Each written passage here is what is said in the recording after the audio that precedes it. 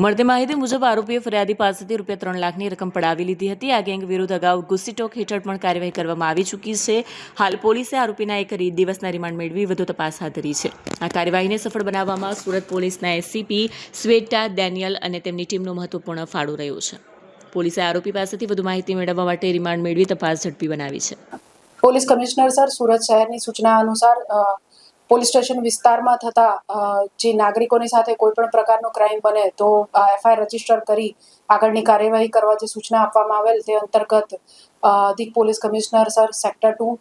નાયબ police commissioner sir zone 7 ની સૂચના અનુસાર પાલ પોલીસ સ્ટેશનની અંદર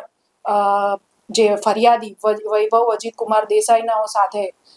ચાલુ વર્ષે 2 જાન્યુઆરીની રોજ એક ઘટના બનેલ હતી, જેમાં ચિરાગ ભરવાડ ઉર્ફ ચિરાગ મેર અને તેના સાથીદારો જોય સાટિયા, વિકી ગુડાળા વગેરે મળીને જે ફરિયાદી છે એમને પોતાના મોબાઈલમાં એમના મોર ફોટા અન્ય સ્ત્રીઓ સાથેના બતાડી અને ધાક ધમકી આપી સમાજમાં તેમની ઇજ્જત નહીં રહે એવી ધમકી આપી વિવિધ પ્રકારે એમને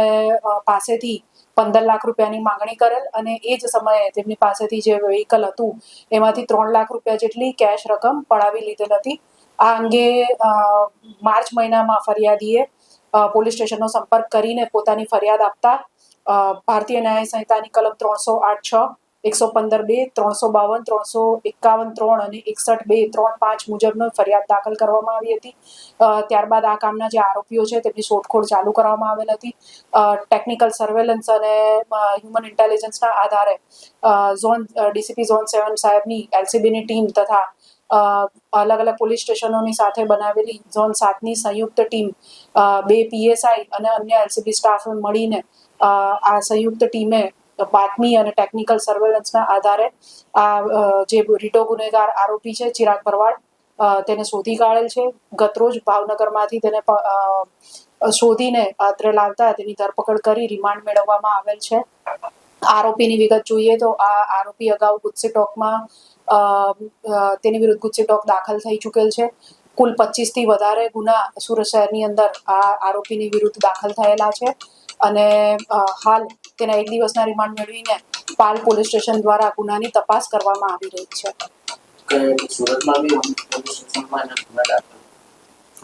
ઘણા બધા પોલીસ સ્ટેશનની અંદર એના ગુના દાખલ છે અને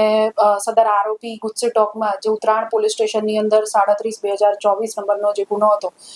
એની અંદર 1 વર્ષ જે ગુસ્સીટોક દાખલ છે તેમાં જેલમાં રહીને આવેલ છે। ત્યારબાદ હાઈકોર્ટમાંથી જામીન મેળવ્યા પછી થોડો સમય શાંત રહ્યા પછી ફરીથી પોતાની પ્રવૃત્તિ ચાલુ કરેલ, જેથી પાલ, અડાજણ, વરાછા પોલીસ સ્ટેશનની અંદર એની વિરુદ્ધ ગુના દાખલ થયેલ છે અને અગાઉના જે ગુનાઓ છે એમાં પણ જોઈએ તો 20થી વધુ ગુના તો તે સમયે પણ હતા જે ગુસ્સીટોકના કામે ધ્યાને લેવામાં